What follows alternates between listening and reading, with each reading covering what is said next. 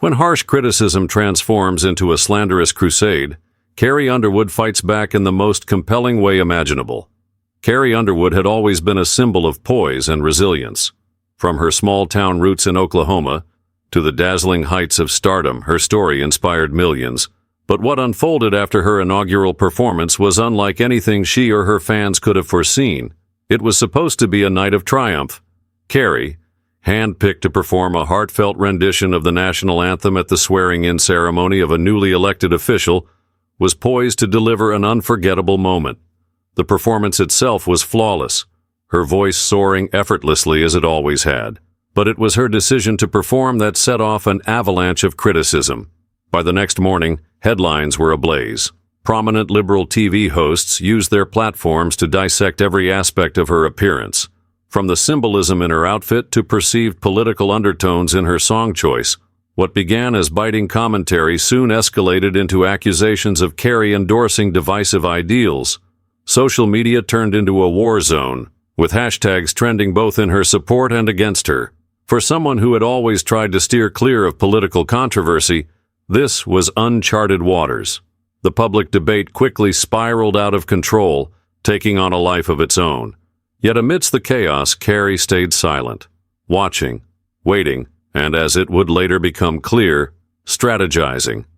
Because Carrie Underwood isn't just a performer, she's a fighter, and what she was about to do would stun the nation.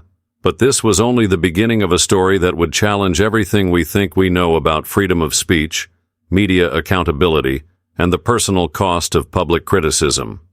The night of the performance was one of those rare moments where everything seemed to stop. Cameras zoomed in on Carrie Underwood as she stood on the grand stage in Washington, D.C., the Capitol gleaming behind her. She wore a simple yet elegant white dress, her signature blonde hair cascading over her shoulders. The air was heavy with anticipation. As the first notes of the national anthem rang out, there was no denying the power in her voice. It wasn't just a song. It was a statement, a unifying cry that seemed to resonate with the crowd gathered to witness history. But while many applauded her performance as heartfelt and pure, others saw it differently. The criticism started almost immediately. Some claimed her choice of dress carried political symbolism, too stark, too intentional.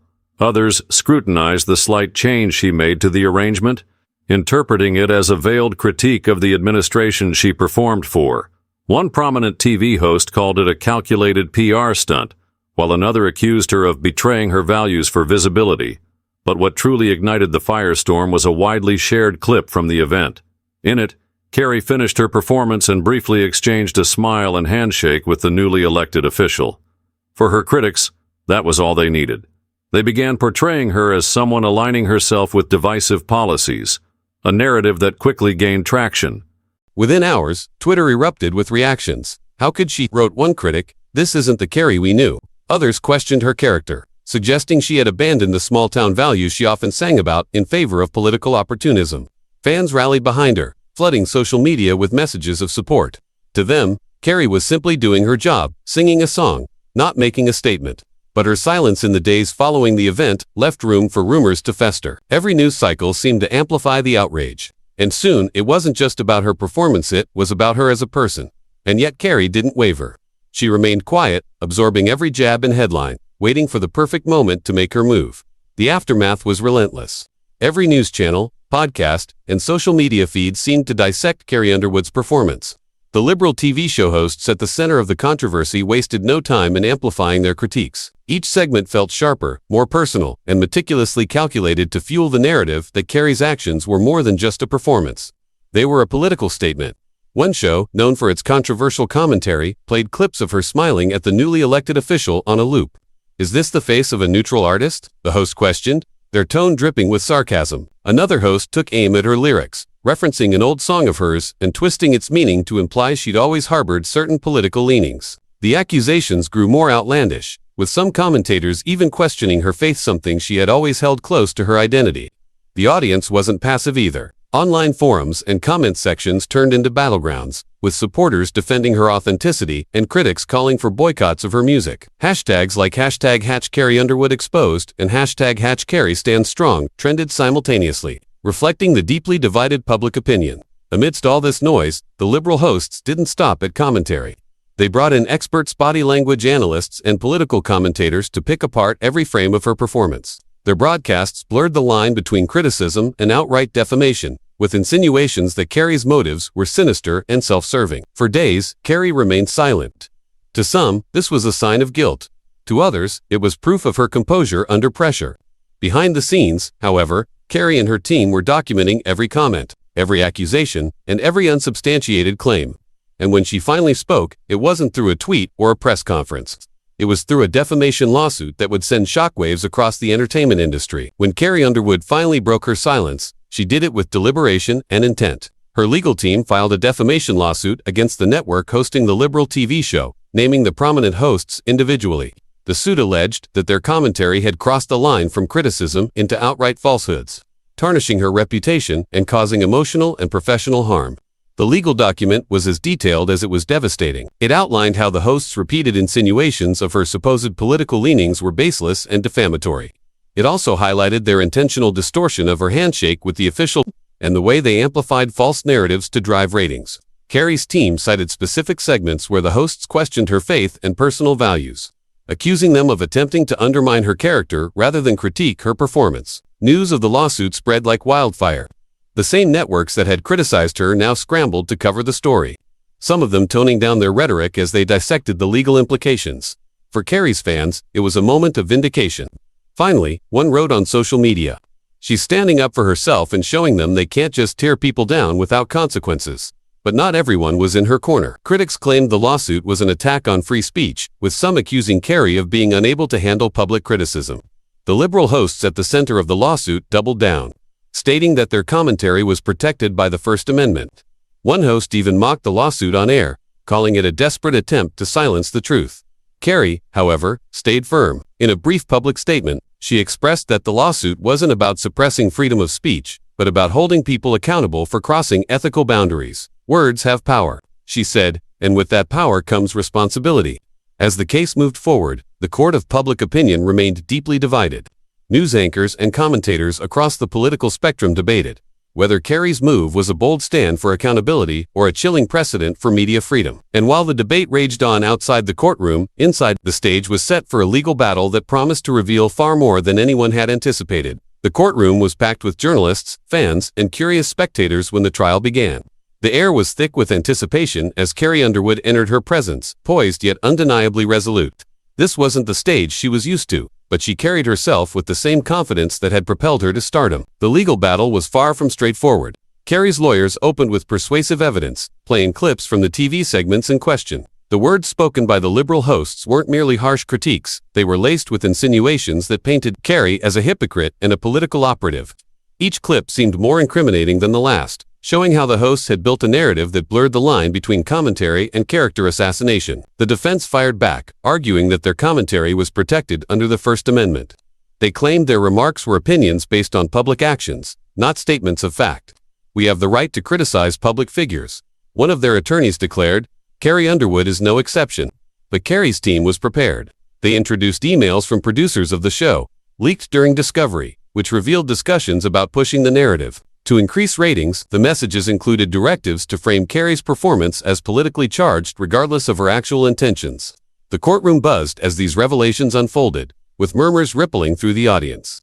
Then came Carrie's turn to testify. She spoke with quiet determination, recounting the emotional toll of being vilified in the media. "I've spent my entire career trying to bring people together through music," she said, "but these false accusations have tried to define me in ways that aren't true, and have hurt not just me, but my family." Her voice cracked slightly as she described the impact on her children, who couldn't understand why their mother was being attacked on television. The most dramatic moment came when Carrie's lawyer presented the final piece of evidence as secretly recorded conversation between two of the show's producers. In the tape, one producer admitted that the hosts had inflated their claims to make the segments more controversial. "Controversy sells," the producer said bluntly. The courtroom erupted, and the judge called for order. The defense scrambled to mitigate the damage, but the momentum had clearly shifted. Even the public, which had been so divided, seemed to take notice of the manipulative tactics exposed during the trial. But the question remained, would the jury see this as a clear case of defamation, or would they side with the hosts' claims of free speech? The verdict was just around the corner, and the stakes had never been higher. As the courtroom drama unfolded, the world outside seemed just as polarized. News outlets on both sides of the political spectrum dissected every word, every revelation, and every testimony. Social media platforms became battlegrounds for heated debates about freedom of speech, the ethics of media criticism, and the responsibilities of public figures. Supporters of Carrie Underwood flooded platforms like Instagram and Twitter with messages of encouragement, using hashtags like #StandWithCarrie and #TruthMatters. This isn't just about her. One fan tweeted, "It's about how we let media treat people. She's fighting for something bigger." On the other side, critics accused Carrie of trying to stifle the media and suppress free speech. Prominent pundits argued that the case set a dangerous precedent. If public figures can sue over harsh criticism, one commentator stated, "Where does it end? This could silence the press." But it wasn't just about Carrie anymore. The leaked emails and recorded conversation had sparked a much larger discussion about the ethics of sensationalism in media. Panels of journalists debated the line between fair commentary and targeted defamation. Public figures came forward to share their own experiences of being misrepresented, further fueling the discourse. In coffee shops and offices, the average American weighed in. Some sympathized with Carrie, recognizing the toll of such public scrutiny. Others worried about the implications of holding media outlets legally accountable for their opinions. The nation was gripped by the case not just for the drama, but for what it revealed about the ever-blurring boundaries of media, truth, and accountability. Despite the noise, Carrie stayed quiet, appearing calm and focused during her courtroom appearances. She let the evidence speak for itself, refusing to engage in the public back and forth. Her restraint only added to the intrigue surrounding the trial, leaving everyone wondering how it would end. The final arguments loomed, and as the trial neared its conclusion, the spotlight shifted back to the courtroom, where the outcome of this extraordinary battle would soon be determined. The courtroom was silent as the jury returned with their verdict. The foreperson stood, the gravity of the moment evident in every carefully chosen word. "We find in favor of the plaintiff, Carrie Underwood." The words landed like a seismic shift. Carrie's face remained composed, but the subtle rise of her shoulders revealed the enormous weight she'd been carrying.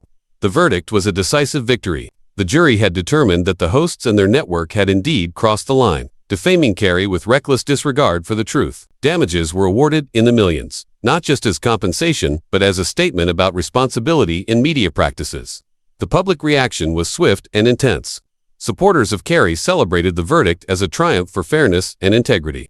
"This isn't about silencing criticism," one fan posted. "It's about drawing a line when that criticism becomes harmful falsehoods." Others viewed it as a much-needed reckoning for sensationalist media, applauding Carrie for taking a stand, not just for herself, but for everyone who's ever been unfairly dragged through the mud by headlines. On the other hand, critics denounced the decision as a chilling blow to free speech. Opinion pieces questioned what this would mean for journalists, particularly those who comment on public figures. Some of the accused hosts remained defiant, stating they would appeal. But their reputations had already suffered significant damage. For Carrie, the victory was bittersweet. In an emotional statement outside the courthouse, she thanked her fans for standing by her. "This was never about silencing anyone," she said, her voice steady despite the emotion in her eyes. "It was about truth. Words matter, and they have real consequences. I hope this reminds everyone in the media to choose them wisely." She spoke about the toll the trial had taken, not just on her but on her family. She admitted there were moments she wanted to give up, to let the storm pass, but she stayed the course, driven by the belief that the fight was bigger than her. "This wasn't just about clearing my name," she said. "It was about reminding all of us that accountability matters, no matter how influential the platform." In the months that followed, the case left a lasting impact. Media organizations reevaluated their editorial practices, cautious of the boundaries they were now reluctant to cross. For fans and viewers alike, the trial served as a reminder of the humanity behind the headlines, urging a shift toward more thoughtful and ethical discourse. Carrie's battle had been hard-fought, but it delivered an undeniable message. Standing up for yourself, even in the face of overwhelming criticism, can lead to meaningful transformation. Carrie Underwood's journey wasn't just about winning a legal battle. It was about reclaiming dignity and truth in a world that often sacrifices them for the allure of controversy. Her story is a reminder that while public figures are under constant observation, they are still human beings deserving of respect and fairness. This case also highlights a deeper truth for all of us. Words have power. Whether spoken on national television, typed out in a tweet, or shared in a private chat, the things we say carry significance. They can uplift someone or tear them down, sometimes with consequences we can't foresee. Carrie's fight challenges us to be more mindful in how we engage with others, especially in a time when it's easier than ever to spread opinions without considering their impact. It's a call to hold media and ourselves accountable for the narratives we create and consume. As we reflect on Carrie's determination, let's remember the importance of standing up for what's right, even when the odds feel insurmountable. Whether it's protecting your reputation, defending your principles, or seeking justice, staying true to yourself is always worth it. And if her story moved you, inspired you, or made you think differently, consider joining the conversation. Every voice matters, including yours, in shaping the narrative and uncovering deeper truths. Subscribe to our channel for more stories that challenge the status quo, spark meaningful discussions, and remind us of the power of truth in a world often clouded by noise. Carrie's journey is more than just her own. It's a reflection of the challenges, resilience, and courage that so many of us face in different ways. Her story reminds us of the importance of empathy, of listening to one another, and of the strength that comes from standing together in the face of adversity. By subscribing, you're not just clicking a button, you're becoming a part of a community that values growth, understanding, and positive change. Let's keep this dialogue alive and vibrant. Share your thoughts, ask questions, and engage with others who, like you, are searching for meaning and connection. Because in the end, it's not just about what happens to Carrie, it's about what we all learn from it. It's about how her experience can inspire us to look at our own lives and the world around us with fresh eyes and open hearts. Together, we can make a difference. Together, we can turn stories into action and conversations into change. So, what do you say? Let's write the next chapter together.